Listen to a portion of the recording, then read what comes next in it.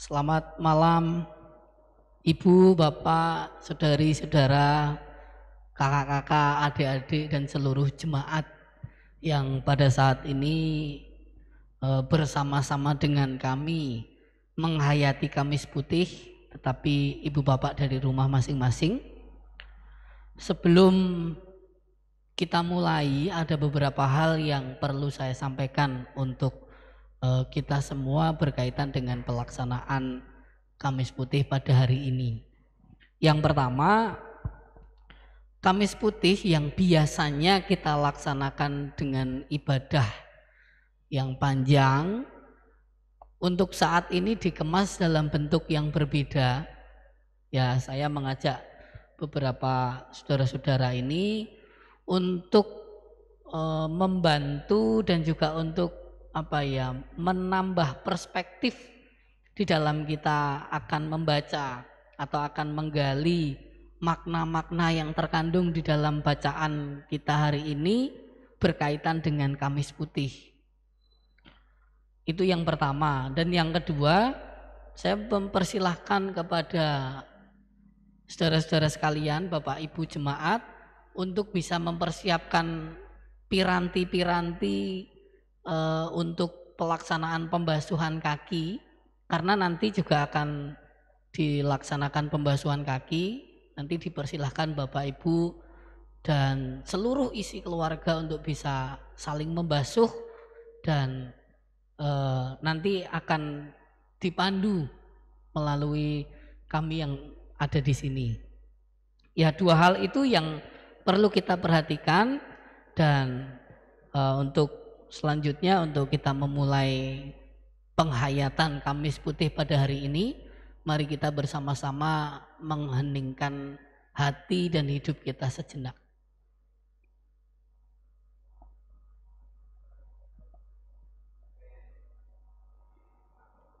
Cukup? Mari Ibu Bapak dan seluruh jemaat kita memuji nama Tuhan dari pelengkap Kidung Jemaat nomor 172 di heningnya malam ini.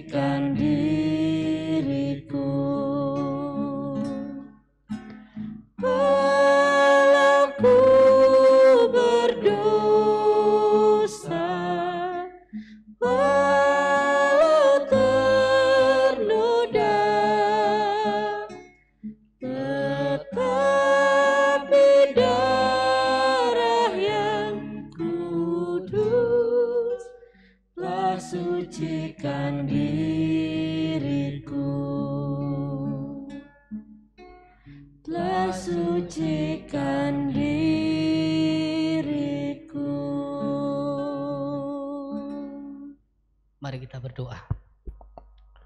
Kami bersyukur ya Tuhan, karena Engkau berkenan memanggil kami untuk bersama-sama memuji-Mu, bersama-sama menaikkan syukur atas anugerah, atas berkat yang senantiasa Tuhan berikan bagi kami. Secara khusus malam hari ini kami Engkau izinkan untuk bersama dengan keluarga kami masing-masing menghayati peristiwa malam terakhir sebelum Yesus ditangkap. Kiranya Tuhan menolong dan memampukan kami di dalam menghayati semuanya ini, sehingga itu menjadi kekuatan bagi kami untuk melanjutkan kehidupan kami di hari lepas hari.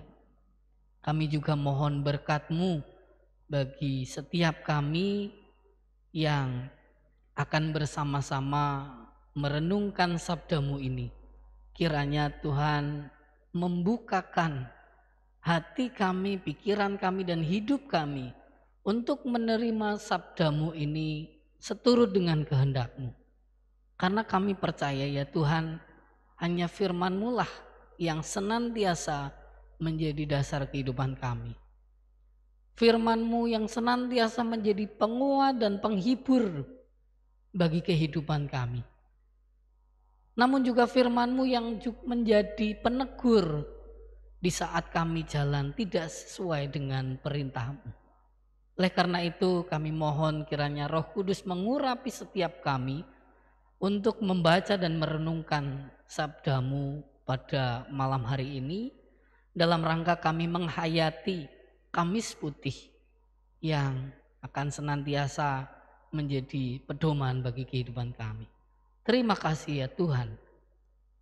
Haleluya. Amin. Baik, Ibu Bapak dan seluruh jemaat yang terkasih, pembacaan firman Tuhan di dalam kita menghayati Kamis Putih hari ini diambil dari Injil Yohanes pasal 13 ayat 1 sampai ayat ke-17, lalu kemudian dilanjutkan nanti ayat 31 sampai dengan ayat 35. Sekali lagi, Injil Yohanes pasal 13 ayat 1 sampai ayat 17, lalu dilanjutkan ayat 31 sampai ayat 35. Saya yakin bahwa bacaan ini tentu bukan bacaan yang asing bagi kita semua. Tetapi mari kita bersama-sama menyimaknya terlebih dahulu dan kemudian nanti kita membahasnya bersama-sama, dan apa yang bisa kita pelajari, apa yang bisa kita hayati bersama untuk menjadi pedoman bagi kita menjalankan kehidupan yang sesuai dengan kehendak Tuhan. Bacaan ini akan saya bacakan ayat 1 sampai 17, lalu kemudian nanti ayat 31 sampai 35 saya minta tolong Mas Daniel untuk bisa membacakan bagi kita semua. Baik, Injil Yohanes pasal 13 ayat 1 sampai ayat 17 yang demikian firman Tuhan. Sementara itu sebelum hari raya Paskah mulai, Yesus telah tahu bahwa saatnya sudah tiba untuk beralih dari dunia ini kepada Bapa. Sama seperti Ia senantiasa mengasihi murid-muridnya, demikianlah sekarang Ia mengasihi mereka sampai kepada kesudahannya. Mereka sedang makan bersama, dan iblis telah membisikkan rencana dalam hati Yudas Iskariot anak Simon untuk mengkhianati Dia. Yesus tahu bahwa Bapanya telah menyerahkan segala sesuatu kepadanya dan bahwa Ia datang dari Allah dan kembali kepada Allah. Lalu bangunlah Yesus dan menanggalkan jubahnya. Ia mengambil sehelai kain lenan dan mengikatkannya pada pinggangnya. Kemudian ia menuangkan air ke dalam sebuah basi, dan mulai membasuh kaki murid-muridnya, lalu menyekanya dengan kain yang terikat pada pinggangnya itu. Maka sampailah ia kepada Simon Petrus. Kata Petrus kepadanya, "Tuhan, engkau tidak membasuh kakiku?" Jawab Yesus kepadanya, "Apa yang kuperbuat engkau tidak tahu sekarang, tetapi engkau akan mengertinya kelak." Kata Petrus kepadanya, "Engkau tidak akan membasuh kakiku sampai selama-lamanya." Jawab Yesus, "Jikalau aku tidak membasuh engkau, engkau tidak mendapat bagian dalam aku." Kata Simon Petrus kepadanya, "Tuhan, jangan hanya kakiku saja, tetapi juga tangan dan kepalaku." Kata Yesus kepadanya, "Barang siapa telah mandi, ia tidak usah membasuh diri lagi selain membasuh kakinya, karena ia sudah bersih seluruhnya. Juga kamu sudah bersih, hanya tidak semua. Sebab ia tahu siapa yang akan menyerahkan dia. Karena itu ia berkata, tidak semua kamu bersih." Sesudah ia membasuh kaki mereka, ia mengenakan pakaiannya dan kembali ke tempatnya. Lalu ia berkata kepada mereka, "Mengertikah kamu apa yang telah kuperbuat kepadamu? Kamu menyebut aku guru dan Tuhan, dan katamu itu tepat, sebab memang akulah guru dan Tuhan. Jadi jikalau aku membasuh kakimu, aku yang adalah Tuhan dan gurumu, maka kamu pun wajib saling membasuh kakimu. Sebab aku telah memberikan suatu teladan kepada kamu, supaya kamu juga berbuat sama seperti yang telah kuperbuat kepadamu. Aku berkata kepadamu, sesungguhnya seorang hamba tidaklah lebih tinggi daripada tuannya, ataupun seorang utusan daripada dia yang mengutusnya. Jikalau kamu tahu semua ini, maka berbahagialah kamu jika kamu melakukannya." Ayat 31. Sesudah Yudas pergi, berkatalah Yesus, "Sekarang anak manusia dipermuliakan dan Allah dipermuliakan di dalam dia. Jikalau Allah dipermuliakan di dalam dia, Allah akan mempermuliakan dia juga di dalam dirinya, dan akan mempermuliakan dia dengan segera. Hai anak-anakku, hanya seketika saja lagi aku ada bersama kamu. Kamu akan mencari aku, dan seperti yang telah kukatakan kepada orang-orang Yahudi, ke tempat aku pergi, tidak mungkin kamu datang. Demikian pula aku mengatakannya sekarang juga kepada kamu. Aku memberikan perintah baru kepada kamu, yaitu supaya kamu saling mengasihi. Sama seperti aku telah mengasihi kamu, demikian pula kamu harus saling mengasihi. Dengan demikian, semua orang akan tahu bahwa kamu adalah murid-muridku, yaitu jikalau kamu saling mengasihi." Sedemikian jauh pembacaan firman Tuhan. Yang berbahagia adalah setiap kita yang membaca, merenungkan, dan memeliharanya. Hosiana, amin. Ya, Ibu, Bapak, dan saudara-saudara yang dikasihi Tuhan, sekali lagi saya menyampaikan bahwa untuk Kamis Putih di tahun ini dikemas dengan model yang berbeda daripada sebelumnya. Dengan saya mengajak saudara-saudara ini, tujuannya adalah untuk memperkaya perspektif di dalam kita menghayati Kamis Putih. Apalagi ketika kita membaca teks ini, membaca bacaan ini, kita kemudian bisa membayangkan peristiwa yang terjadi pada waktu itu. Nuansanya atau suasananya yang terjadi seperti apa. Yang jelas kita bisa melihat adalah pada waktu itu mereka atau peristiwa ini terjadi pada malam terakhir sebelum pada akhirnya Yesus ditangkap. Maka kita juga sudah bisa membayangkan kira-kira suasananya seperti apa. Lalu di saat yang sama ketika mereka itu juga sedang berkumpul dan makan bersama. Dan mungkin itu yang kemudian ke depannya kita akan menghayati tentang perjamuan. Lalu ada juga ketika dalam teks ini, bacaan ini tadi disampaikan tentang perintah untuk saling mengasihi. Maka ibu bapak dan saudara, sebetulnya ketika kita bersama-sama menghayati tentang Kamis Putih, maka yang dihayati di dalam Kamis Putih itu ada 3 hal utama. Ada 3 hal utama yang senantiasa dihayati oleh setiap umat yang mengikuti Kamis Putih. Dan 3 hal utama itu apa?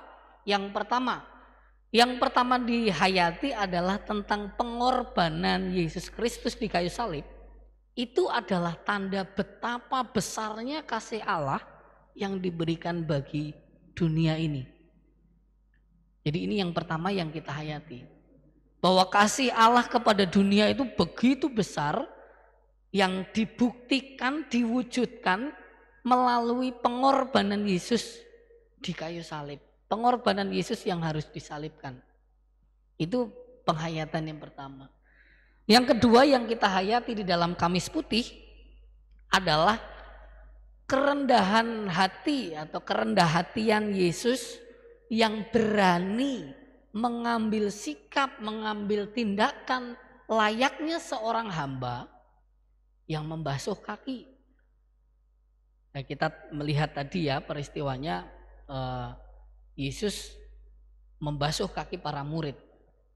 Dan kemudian kalau kita melihat seperti itu, kerendahan hati Yesus diwujudkan dengan membasuh kaki. Berarti kerendahan hati yang diwujudkan untuk melayani. Itu hal yang kedua. Yang ketiga yang juga akan kita hayati dan akan menjadi penghayatan bagi umat Tuhan ketika melaksanakan Kamis Putih ya, atau menghayati Kamis Putih adalah mengenai perintah yang diberikan oleh Yesus sendiri, yaitu untuk saling mengasihi. Bahkan sempat dikatakan bahwa kamu hiduplah untuk saling mengasihi, supaya ketika orang melihat, orang menjadi tahu bahwa kamu adalah pengikutku, kamu adalah muridku, karena Yesus Kristus, karena Tuhan adalah kasih, maka pengikutnya juga mestinya beridentitas kasih begitu. Jadi ada 3 hal utama itu yang senantiasa dihayati di dalam Kamis Putih. Lalu kemudian kalau kita membaca tadi di dalam Yohanes pasal 13 ayat 1 sampai 17, kemudian dilanjutkan ayat 31 sampai 35, maka tentu ada banyak hal, ada banyak titik-titik di mana kita bisa belajar untuk tidak hanya belajar tapi juga kita hayati dan kemudian ke depan kita terapkan dalam kehidupan kita. Nah, untuk itu dengan saya mengajak saudara-saudara ini, saya yakin pasti setiap kita punya perspektif yang beragam ya, dan sehingga dari situ kita bisa saling belajar.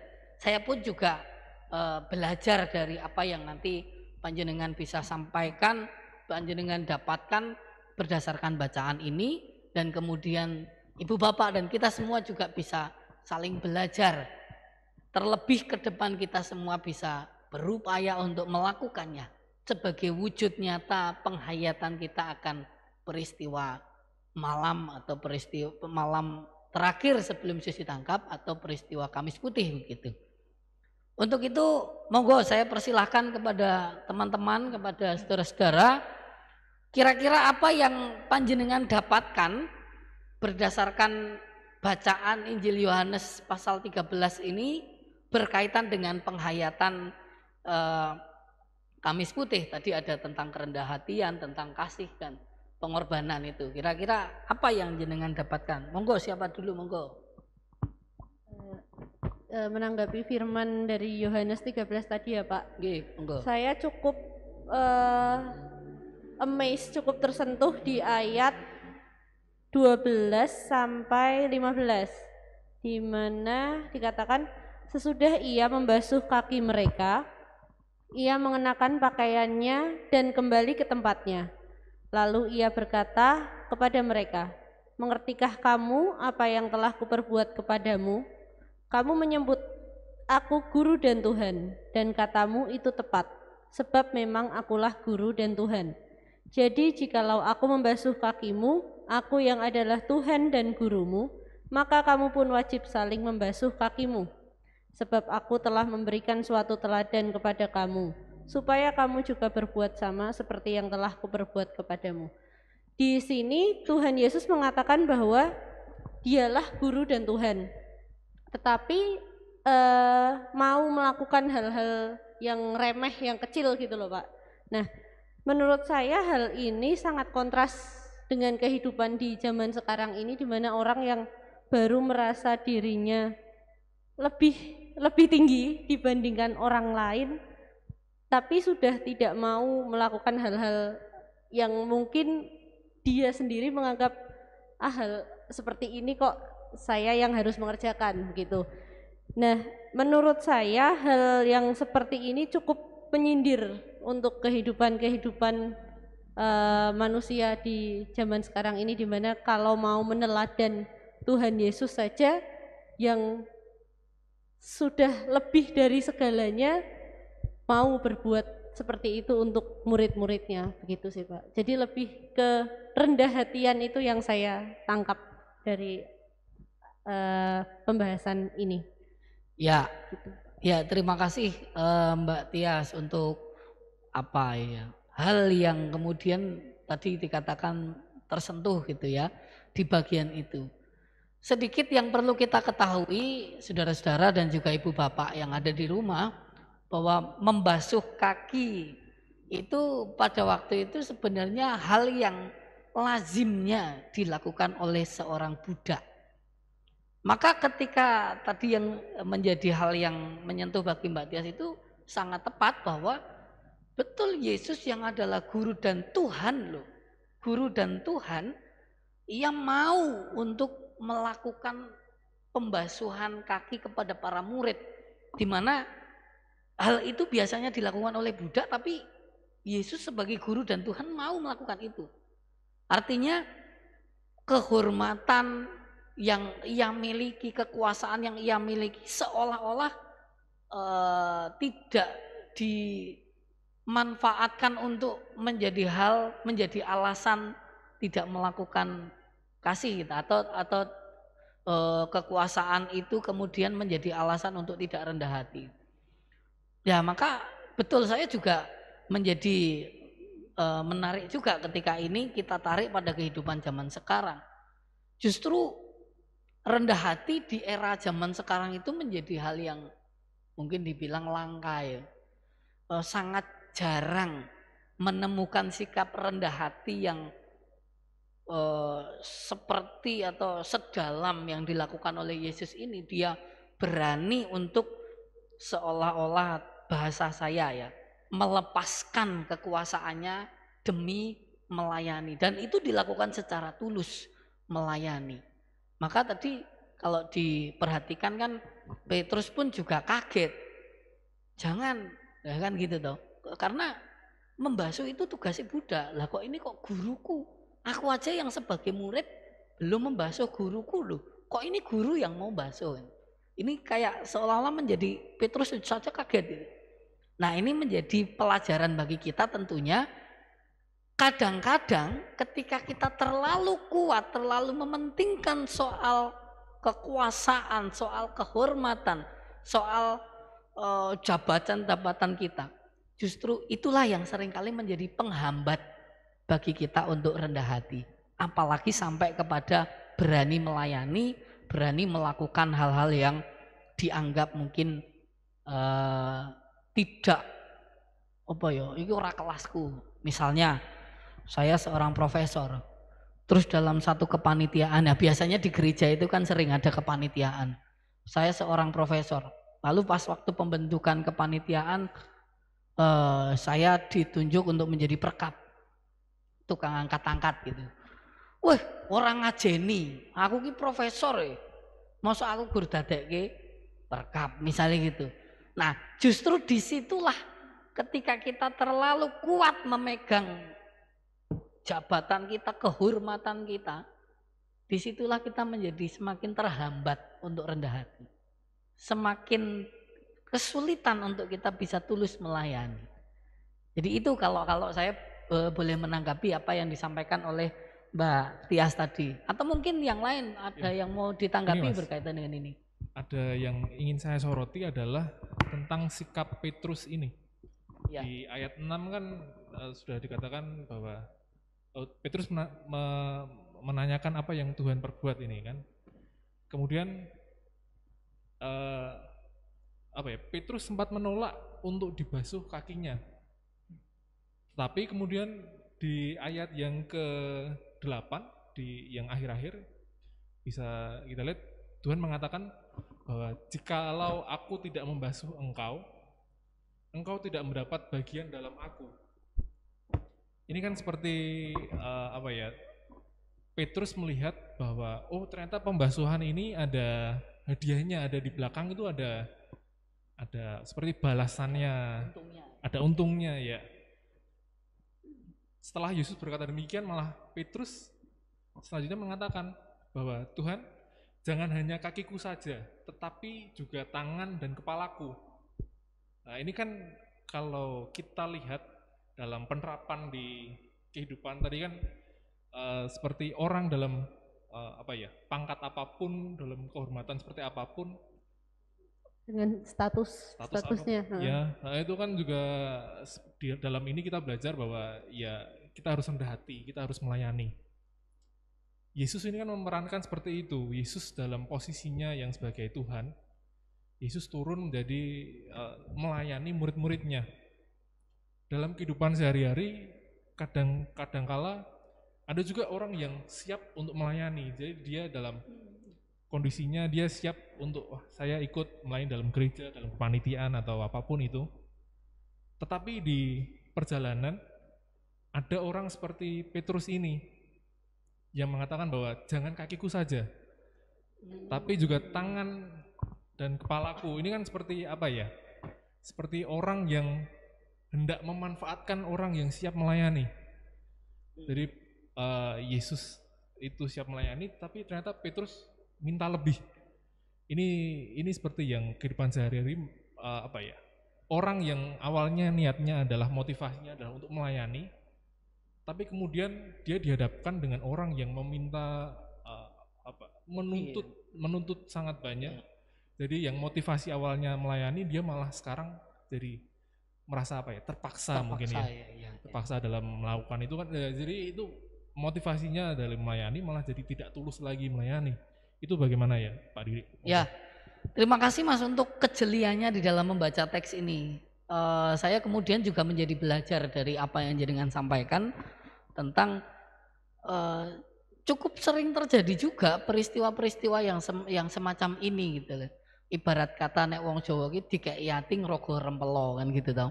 Ketika ada seseorang yang benar-benar sudah siap untuk melayani, ternyata ada orang-orang tertentu yang justru seolah-olah memanfaatkan kan gitu, seolah-olah ya. Karena melihat wah ini mulai gelem iki, terus langsung dianu terus dan seterusnya gitu. Nah, betul ya kalau kita melihat tadi kan Yesus yang memang mau melayani, tapi kemudian Petrus menolak. Nah, begitu Yesus menyampaikan kalau kamu nggak mau dibasuh, siapapun yang nggak dibasuh tidak akan mendapat bagian dalamku. Seperti kayak ada hadiah di balik pembasuhan itu. Nah setelah itu baru Petrus berubah dari yang tidak mau menjadi yang rodok, mungkin bahasanya wong Semarang kemaruk kali ya. Dari awalnya nggak mau kemudian menjadi mau tapi minta lebih. Ya gue mau dikasih ati ngrogol rempelo. Saya pikir ini justru ketoke ya Mas ya. Kayaknya ini menjadi gawan bayanya manusia tuh. Gawan bayane manusia ini nek wis dikei satu ya pengennya lebih. Manusia ini sulit untuk puas katanya gitu. Tapi yang benar, yang perlu kita perhatikan tadi adalah ketika Petrus meminta lebih, Petrus minta tidak hanya kaki tapi tangan dan kepala. Apakah Yesus melakukan itu? Tidak kan?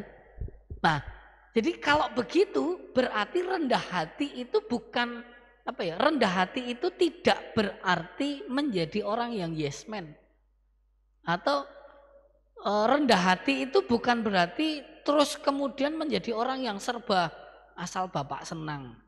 Asal wis lah yang penting jenengan senang, yang penting jenengan bahagia, asal kau bahagia katanya gitu. Jadi tidak yang seperti itu. Karena kalau begitu ujung-ujungnya ya seperti yang jenengan sampaikan tadi, awalnya niat tulus, memang betul-betul mau melayani, kemudian di akhirnya berubah menjadi terpaksa. Karena apa? Karena ada orang-orang yang kemudian kayak meminta lebih itu tadi. Maka dengan demikian kita belajar dari apa yang dilakukan Yesus, bahwa rendah hati itu bukan berarti menjadi yes man. Kita harus tetap mengontrol kita harus tetap menyadari baik itu tentang dampak setelah itu ataupun apa yang kita lakukan. Sebenarnya kita melakukan itu mau memuaskan siapa sih? Atau kita melakukan itu benar-benar tulus untuk Tuhan, untuk meneladan apa yang dilakukan oleh Yesus itu. Nah, jadi ini menurut saya juga menjadi hal yang penting, apalagi dalam kehidupan bersama ya. Namanya kehidupan bersama itu ada banyak kepala, ada banyak pendapat, ada banyak kemauan. Ketika ada sesuatu yang wah iki bagus iki wong iki kinerjane apik iki, wis diminta bantuannya terus wae dan seterusnya dan seterusnya. Lalu kemudian dia yang awalnya senang pelayanan, kemudian dia menjadi pelayanan yang dia hayati tidak seperti dulu lagi. Akhirnya hanya menjadi rutinitas dan tapi nek aku ora gelem layani kok engko Pak Kae nanti nggak senang sama saya dan seterusnya. Kan bisa jadi loh itu kayak gitu. Jadi malah saya juga jadi belajar ini dari apa yang Mas Daniel sampaikan, bahwa rendah hati, kalau tadi Mbak Tias itu rendah hati itu berarti berani meninggalkan jabatan, status, kekuasaan demi kasarannya demi menyatu dengan yang lain, demi melakukan hal-hal yang mungkin secara kalangan umum dianggap remeh. Kalau tadi yang disampaikan Mas Daniel adalah, tapi dengan demikian bukan berarti kita menjadi orang yang yes man, yang asal bapak senang, asal ibu senang. Kita tetap perlu menyadari, kita melakukan adalah untuk Tuhan, maka ya kita tidak bisa melakukan yang semua permintaan orang kita iyakan gitu. Karena tujuan kita bukan untuk memuaskan semua orang kok, tapi untuk memuliakan Tuhan. Demikian pula ketika kita melihat ada orang yang rendah hati, kita ya jangan koyok Petrus memanfaatkan, yo jangan gitu juga. Kan kita perlu belajar juga dari sisi yang lain gitu. Jadi gitu Mas, kalau saya boleh menanggapi. Mungkin yang lain mau menanggapi hal yang berkaitan dengan ini atau ada hal yang lain? Ya, Pak Didik, saya menambahkan. Nanti mau dikoreksi ya Pak, barangkali ada yang salah. Iya, siap, monggo Pak. Jadi saya menambahkan apa yang disampaikan Mbak Tias tadi mengenai ayat yang ke-14. Itu kan disampaikan, jadi jikalau aku membasuh kakimu, aku yang adalah Tuhan dan gurumu, maka kamu wajib saling membasuh kakimu. Yang menarik di sini adalah kalimat wajib saling membasuh kakimu, tetapi tidak mengatakan bahwa kamu wajib membasuh kakiku. Di sini menunjukkan bahwa di dalam melakukan tindakan kita tidak mengharapkan balasan dari apa yang kita lakukan, tapi biarlah itu kita lakukan kepada orang lain, sehingga orang lain pun juga merasakan kasih Allah di dalam kehidupan ini, dan itu yang Tuhan ajarkan di dalam ayat ini gitu. Kemudian saya tambahkan lagi Pak Pendeta, saya agak tarik ke awal itu. Di situ disampaikan di ayat pertama, sementara itu sebelum hari raya Paskah, Yesus telah tahu bahwa saatnya sudah tiba untuk beralih dari dunia ini kepada Bapa. Sama seperti ia senantiasa mengasihi murid-muridnya, demikianlah sekarang ia mengasihi mereka sampai kepada sesudahnya. Jadi menyadari bahwa Tuhan akan mengalami penderitaan dan mati, tetapi itu tidak mengubah kasihnya kepada murid-muridnya. Dia tetap memberikan perhatian kepada murid-muridnya, sehingga Tuhan mengajak berkumpul dan juga melakukan pertemuan ini. Jadi situasi apapun harusnya tidak mempengaruhi seseorang untuk mewujudkan kasihnya. Ini kalau saya membaca ini ada pelajaran kasih itu tidak melihat situasi dan kondisi, tapi harus konsisten dan itu dijalankan terus-menerus. Kemudian di sini juga saya melihat bahwa Tuhan itu kan guru, tetapi dia mau melakukan tindakan untuk membasuh, itu menunjukkan bahwa dia berinisiatif untuk memberikan teladan bagi murid-muridnya dengan dia lebih dulu membasuh kaki murid-muridnya. Ini menunjukkan suatu inisiatif dari seseorang, dan itu kiranya juga dilakukan oleh murid-muridnya, bahwa jabatan atau apapun juga tadi yang disampaikan oleh Pak Pendeta tadi, bahwa itu tidak menghalangi seorang untuk melakukan tindakan kasih.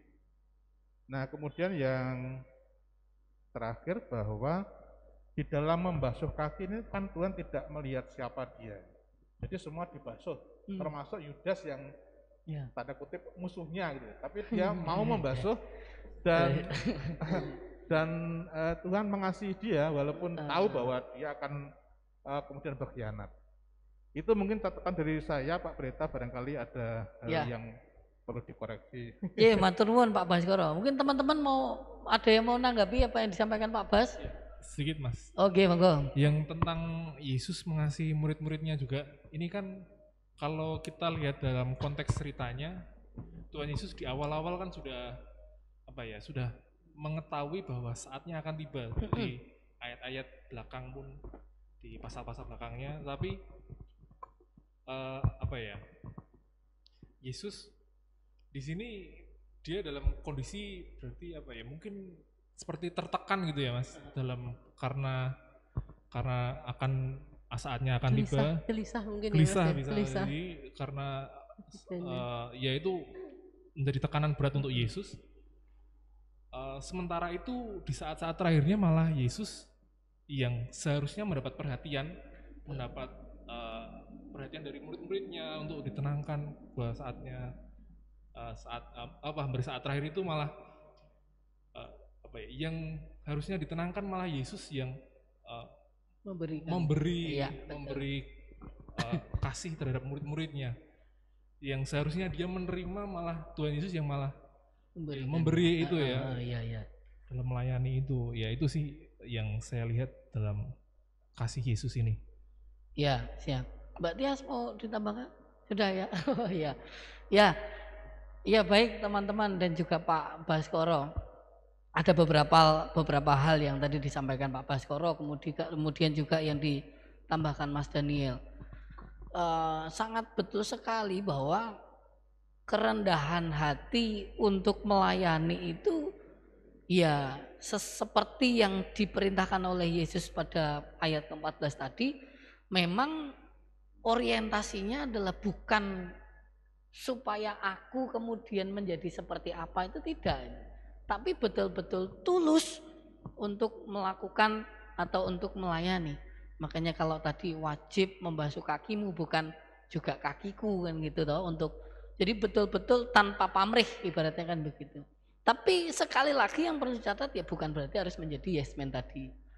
Lalu dikatakan juga kasih itu tidak mengenal situasi dan kondisi. Ini yang betul, yang perlu untuk kita semua pelajari bersama, hayati bersama di dalam Kamis Putih ini.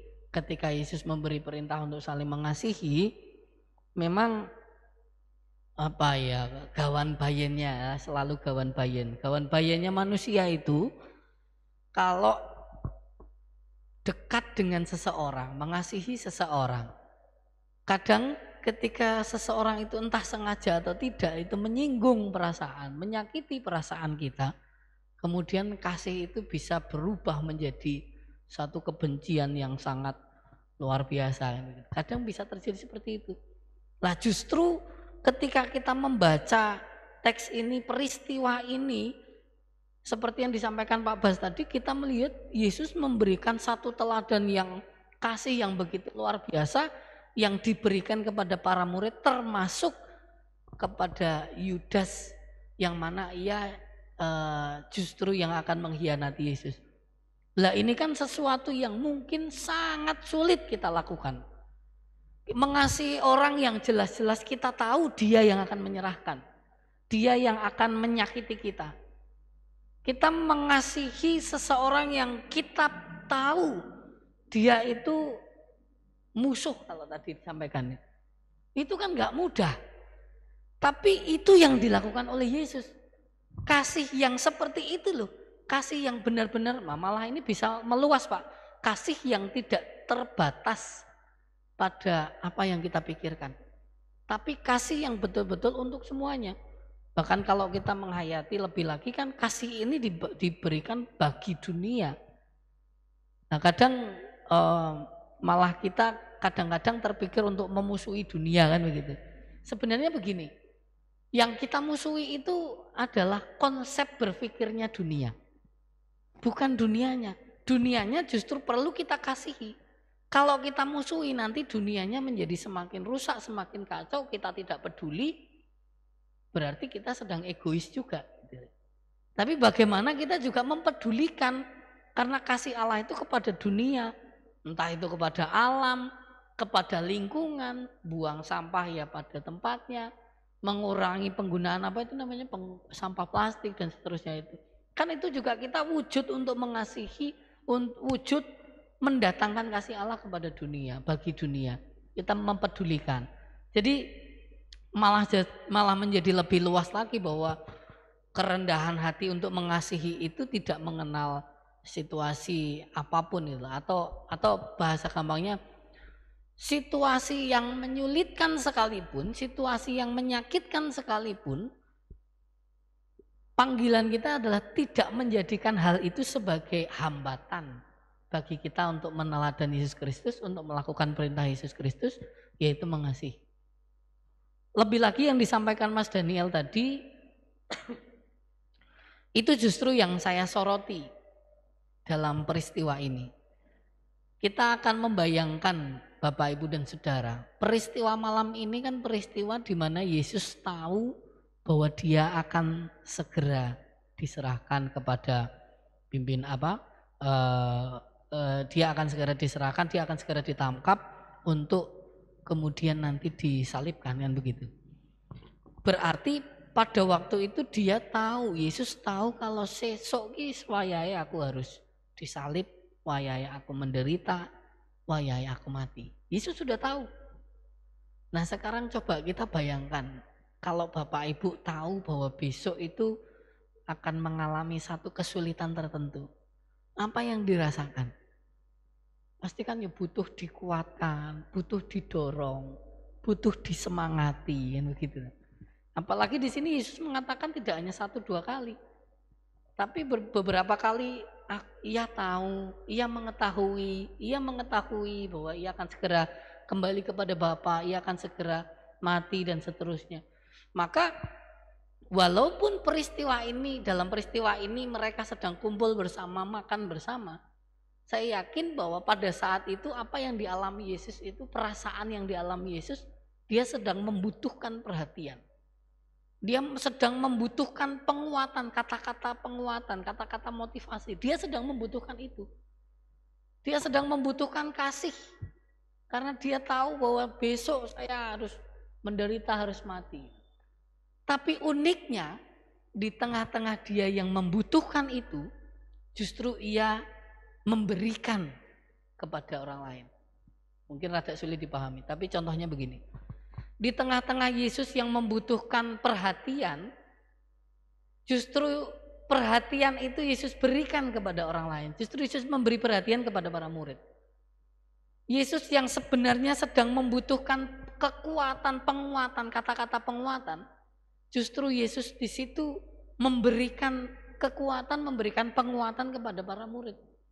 Kamu tidak usah khawatir, kamu hiduplah untuk saling mengasihi. Aku tidak lama lagi bersamamu, hiduplah kamu untuk saling mengasihi. Tetaplah kuat, disemangati dan seterusnya. Di saat itu ketika Yesus sebenarnya sedang membutuhkan kasih dari para murid, Yesus sedang membutuhkan pelayanan dari para murid, tapi justru ketika Yesus hadir di situ, Yesus bersama dengan mereka, Yesus memberikan pelayanan itu kepada para murid.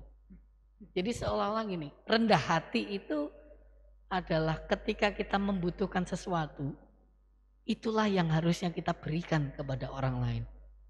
Kalau kita sedang membutuhkan perhatian, wah aku ki lorong ini kok ora digatekke karo Pak Baskoro. Justru dalam saat kita membutuhkan perhatian Pak Baskoro itu, kita berikan perhatian kepada Pak Baskoro. Bisa dipahami ya? Di saat kita membutuhkan penguatan dari orang lain, justru kita berikan penguatan bagi orang lain. Rada jelimet, tapi saya yakin bisa kita pahami. Jadi kalau ketika kita sedang membutuhkan dikasihi orang lain, digatekke orang lain, justru kita lakukanlah itu bagi orang lain. Ketika kita sedang menghadapi masalah, kita butuh dikuatkan oleh orang, tapi kita melihat orang juga membutuhkan, justru kita berikan kekuatan, berikan kata-kata kekuatan, berikan semangat bagi orang lain. Maka di saat itu juga kita juga akan memperoleh semangat, memperoleh kekuatan yang sama. Jadi itu kalau saya boleh menanggapi. Mungkin ada lagi Pak Baskoro biasanya kita biasanya PA kan sampai jam berapa ya Pak ya? 12. Monggo Pak Baskoro. Ini Pak Pendeta, jadi tadi di awal Pak Pendeta sudah menyampaikan bahwa di dalam bahasan kali ini salah satu poin yang kita temukan yaitu masalah perintah baru. Ya. Nah, dulu pada suatu kesempatan saya pernah ditanya oleh seorang warga gitu, maksudnya apa ya perintah baru ya? Kan tidak jauh beda dengan yang pernah diberikan gitu. Kemudian saya coba amati gitu ya. Jadi kalau di dalam bahasan kita ini kan, aku memberikan perintah baru kepada kamu, yaitu supaya kamu saling mengasihi, sama seperti aku telah mengasihi kamu, demikianlah pula kamu harus saling mengasihi. Nah, kemudian saya bandingkan dengan yang pernah disampaikan di awal-awal seperti di dalam Ulangan 6 ayat 5, kemudian Imamat 19 ayat 18 ya. Di antara itu kan kurang lebih begini, kasihilah Tuhan Allahmu dengan segenap jiwamu dan dengan segenap kekuatanmu. Nah kemudian di Imamat 19 ayat 18b itu kan kasihilah sesamamu manusia seperti dirimu sendiri, akulah Tuhan. Di sini saya melihat perbedaan yang cukup signifikan, bahwa kalau di ayat-ayat sebelumnya itu acuannya adalah kita, diri kita, tapi kalau di perintah baru ini adalah acuannya adalah Tuhan sebagai acuan standar di dalam kita mengasihi sesama, mengasihi Tuhan. Jadi saya melihat bahwa perintah baru ini adalah perbedaannya adalah masalah standarnya. Jadi karena sebagai ciptaan baru tentu kita harus berubah dari sebelumnya. Jadi akan mengubah kita untuk lebih peka terhadap hal-hal rohani, kemudian arah hidup kita, arah hidup yang baru, kemampuan kita untuk hidup benar dan mentaati Allah, dan terlebih dari semua itu adalah kita memiliki pikiran Kristus. Jadi itulah yang membuat Tuhan perlu menyampaikan ini, bahwa perintah baru itu ada perbedaan di yang disampaikan dulu dengan yang sekarang. Jadi levelnya lebih dari apa yang dulu disampaikan. Pendapat saya itu seperti itu Pak Pendeta. Nah apakah itu benar atau takutnya saya salah memberikan keterangan ke warga seperti itu? Sebenarnya kan begini ya, kita saling belajar ya Pak Baskoro dan teman-teman juga Bapak Ibu yang di rumah. Ketika kita memperhatikan ada istilah inilah perintah baru, yang kuberikan kepadamu. Maka bayangan kita kan, loh, kenapa disebut baru? Wong sebelumnya saja Yesus sudah mengatakan kasihilah kan gitu, kasihilah sesamamu, bahkan kasihilah musuhmu gitu. Tetapi yang justru menarik, saya sepakat dengan yang disampaikan Pak Baskoro, yaitu ada kalimat yang mana menyatakan seperti aku mengasihimu. Nah teman-teman dan juga Pak Baskoro, juga Bapak Ibu yang di rumah, ketika Yesus menyampaikan itu, orientasinya adalah kasih Yesus kepada para murid, kepada manusia, bahkan kepada dunia. Tadi dikatakan di awal ya, adalah akan dibuktikan lebih nyata lagi ketika ia berada di kayu salib. Itu berarti bahwa kasih yang benar-benar sampai mengorbankan diri pun berani demi kasih kepada dunia, kasih kepada manusia. Lah maka ketika ia mengatakan perintah baru yaitu supaya saling mengasihi seperti aku mengasihimu, kan begitu. Nah itu berarti ada standar kasih yang lebih tinggi. Memang kalau saya lihat sih kasih di sini dipakainya kata agape ya. Berarti kan kasih yang benar-benar tulus tanpa pamrih, kasih yang juga totalitas, tidak setengah-setengah, tidak engkau aku untungnya opo, enggak begitu, tetapi kasih yang betul-betul totalitas. Dan kalau misalnya sebelumnya itu seperti engkau mengasihi dirimu sendiri, kita tahulah kita pasti mengasihi diri sendiri. Enggak ada yang enggak mengasihi diri sendiri. Ya kalaupun ada 1, 2. Tetapi normalnya kita mengasihi diri sendiri. Kalau sebelumnya seperti itulah, ketika ini justru lebih lagi karena kita istilahnya apa ya, mungkin bahasanya tuntutannya ya. Tuntutannya itu seperti Kristus mengasihi kita, mengasihi manusia, di mana Kristus sampai pada akhirnya saking totalitasnya hingga pada akhirnya mati, dan itu untuk memulihkan relasi manusia dengan Allah. Maka ini menjadi seperti penghayatan Kamis Putih yang pertama tadi, bahwa begitu besar kasih Allah ditunjukkan, diberikan kepada dunia, kepada manusia melalui kematian Yesus. Dan itu ya kemudian kalau kita sebut kenapa, kalau kita kemudian mencari tahu kenapa disebut baru, mungkin secara sederhananya adalah kasih yang mestinya kita lakukan adalah sesuai dengan standar yang dilakukan oleh Yesus. Maka tadi Pak Bas juga menyampaikan kita malah justru sebisa mungkin bisa memiliki karakter Kristus, pikiran, perasaan, karakter seperti Kristus, kan begitu. Jadi justru ini menjadi hal yang menarik yang bisa kita pelajari bersama. Matur nuwun Pak Baskoro yang bisa istilahnya kejeliannya Pak Baskoro untuk, nah ini tadi yang saya sampaikan di awal, perspektif yang beragam ini kemudian memperkaya kita semua. Begitu. Nah, apakah masih ada lagi yang ingin disampaikan atau yang mungkin yang menyentuh atau yang didapatkan? Masih ada? Berarti ya cukup? Ya. Oke, guys ya. Ya, tradisinya gitu ya. Tradisinya itu disimpulkan supaya tidak menjadi gelambrang. Ya Ibu Bapak dan Saudara, saya mencoba untuk menyimpulkan apa yang sudah didiskusikan. Sebenarnya kan kalau tadi kita ingat bahwa Kamis Putih itu kita menghayati 3 hal. Yang pertama, kebesaran kasih Allah yang dinyatakan bagi dunia termasuk di dalamnya manusia melalui pengorbanan Yesus di kayu salib. Dan yang kedua, tentang kerendah hatian Yesus untuk melayani. Dan yang ketiga adalah tentang perintah baru tadi ya, perintah untuk saling mengasihi. Maka dengan demikian sebenarnya Kan ada kerendahan hati, ada kasih.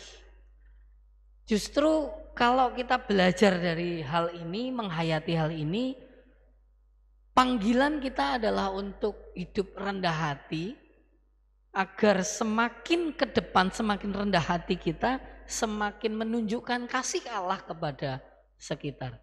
Jadi panggilan kita, hiduplah dalam kerendahan hati untuk semakin bisa mewujudkan kasih, ibaratnya gitu. Jadi semakin rendah hati, semakin luaslah kasih yang bisa kita berikan. Nah, ketika seperti itu kan pertanyaan berikutnya lah, rendah hati itu seperti apa? Rendah hati itu seperti yang sudah kita diskusikan tadi. Rendah hati itu berarti kita tidak terikat pada jabatan yang kemudian membatasi kita melayani. Rendah hati itu ketika kita berani untuk melepaskan kehormatan kita demi kehidupan bersama yang baik, demi melayani, demi saling mengasihi. Rendah hati itu seperti apa? Rendah hati itu ketika kita membutuhkan kasih, kita memberikan kasih. Rendah hati itu ketika kita sedang membutuhkan perhatian, kita justru memberikan perhatian. Ketika kita membutuhkan penguatan, justru kita memberi penguatan. Dan ada banyak lagi rendah hati yang terjadi. Dan ada beberapa juga yang menjadi catatan kita kan akhirnya, rendah hati itu tidak berarti menjadi orang yang yes man. Jadi rendah hati itu berarti kita tetap mengendalikan motivasi diri kita, bahwa rendah hatinya kita itu bertujuan untuk melayani dan mengasihi. Maka melalui Kamis Putih ini kita diajak untuk semakin menghidupi kerendah hatian, karena dengan kita semakin melakukan, semakin hidup dalam kerendah hatian itu, maka semakin luaslah kasih yang bisa kita berikan. Nah, kalau kita melihat dalam bacaan tadi, hal salah satu yang dilakukan oleh Yesus untuk menunjukkan kerendahan hatian adalah pembasuhan kaki. Maka dengan demikian pada penghayatan Kamis Putih malam ini kita juga akan bersama-sama melakukan pembasuhan kaki. Untuk itu sebelum kita melakukan pembasuhan kaki, kita akan berdoa terlebih dahulu. Kita akan mengakhiri renungan ini atau diskusi ini, karena kita sudah mendapatkan banyak poin, kita sudah belajar banyak contoh yang mestinya itu harusnya itu kita terapkan dalam kehidupan sehari-hari berkaitan dengan rendah hati. Dan justru ada satu panggilan yang paling kuat tadi disampaikan Pak Bas adalah bagaimana kita menjadi inisiator dalam kerendahan hati dan dalam melakukan kasih. Nah, kiranya apa yang sudah kita diskusikan bersama ini menjadi berkat bagi kita semua. Dan saya sendiri juga berterima kasih kepada Pak Baskoro, Mas Daniel, dan Mbak Cynthia, karena saya pun juga belajar. Saya pun juga kemudian mendapat hal-hal yang baru dari diskusi ini. Dan kemudian mari sekarang kita perjuangkan, kita upayakan bersama untuk melakukan, untuk mengupayakan hidup kita agar semakin ke depan hidup kita semakin hidup dalam kerendahan hati dan semakin luas kasih yang kita wujudkan. Amin. Nah, saat ini mari kita berdoa untuk mempersiapkan diri. Kita akan melakukan pembasuhan kaki bersama dengan keluarga kita masing-masing di rumah. Mari kita berdoa. Ya Tuhan, kami mengucap syukur karena Engkau memberkati dan menyertai kami, sehingga kami bersama-sama boleh membaca dan juga merenungkan dan mendiskusikan firman-Mu. Kami bersyukur karena ada begitu banyak hal yang bisa kami pelajari untuk kami terapkan, untuk kami lakukan dalam kehidupan kami sehari-hari, baik kami bersama dengan keluarga kami di rumah masing-masing, baik kami bersama dengan keluarga kami di gereja, keluarga di tempat kerja, keluarga di masyarakat, keluarga di bumi ini. Kami mohon pertolongan dan kekuatan dari-Mu ya Tuhan, untuk kami bisa meneladan apa yang Tuhan lakukan, apa yang Tuhan wujudkan. Terlebih kami dimampukan untuk hidup dalam kerendahan hati dan hidup untuk saling melayani dan saling mengasihi. Dan biarlah ketika kami menjalani kehidupan kami sehari-hari, kami boleh semakin rendah hati sehingga semakin luaslah kasih Tuhan yang akan kami wujudkan bagi sekitar. Oleh karena itu mampukan kami ya Tuhan untuk kami melakukan sabda-Mu, untuk kami melakukan apa yang sudah kami hayati pada malam hari ini. Termasuk ketika sebentar lagi kami akan melaksanakan pembasuhan kaki. Kiranya Tuhan juga mengurapi kami dengan Roh Kudus untuk bisa menghayati betul bahwa pembasuhan ini bukanlah sekedar tradisi yang kami lakukan, tetapi betul-betul kami mampu memaknainya sebagai wujud nyata kami mau merendahkan hati kami untuk melayani orang-orang yang ada di sekitar kami. Secara khusus untuk kami saling membasuh, kami saling melayani di antara anggota keluarga kami masing-masing. Mampukanlah kami untuk kami senantiasa mewujudkan kasih-Mu di dunia ini. Terima kasih ya Tuhan, di dalam nama Tuhan Yesus kami berdoa dan bersyukur. Amin. Bapak, Ibu, dan saudara-saudara yang terkasih, saat ini kami persilahkan untuk mempersiapkan, tadi sudah disiapkan di sekitar kita, mungkin baskom, mungkin ember beserta dengan air dan kain lapnya. Maka dipersilahkan bagi Bapak Ibu untuk bisa melakukan pembasuhan kaki, dan monggo boleh dimulai dari siapa dulu di anggota keluarga saling membasuh, dan kita akan melakukan pembasuhan ini dengan kita iringi pujian yang sudah kita nyanyikan tadi di awal, yaitu dari pelengkap Kidung Jemaat 172, di heningnya malam ini.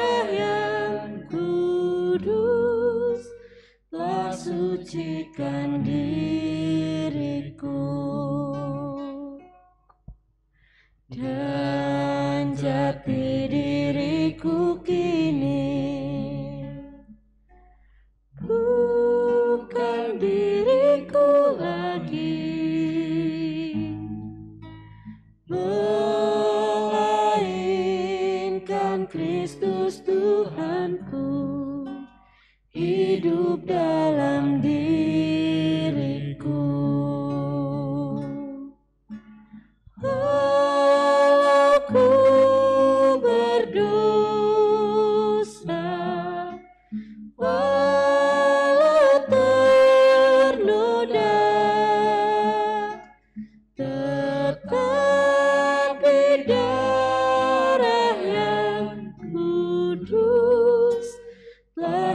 sucikan diriku. Aku berdosa, walau ternoda, tetapi darah yang kudus telah sucikan diriku, telah sucikan diriku.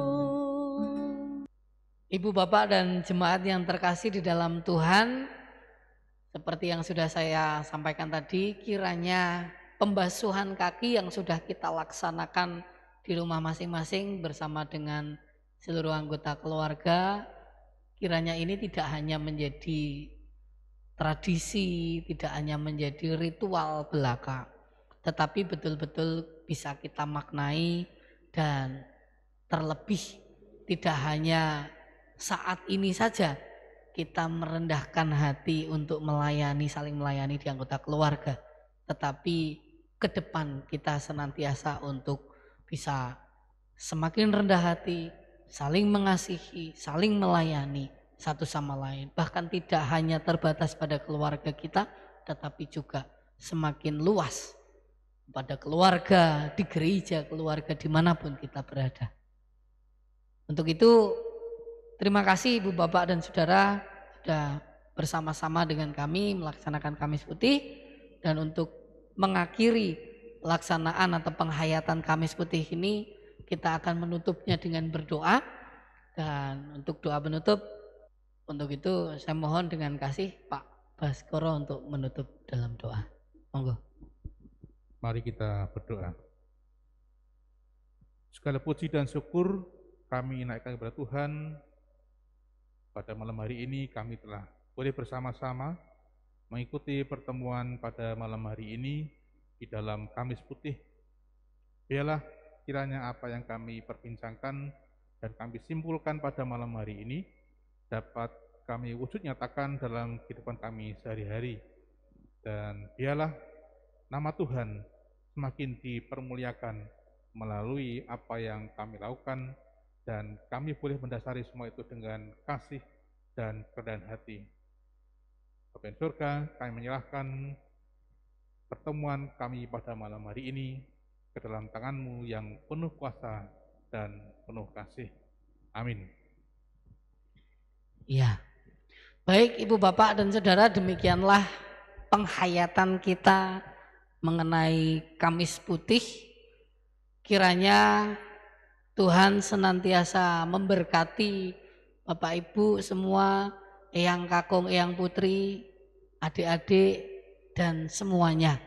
Sehat selalu, Gusti berkahi.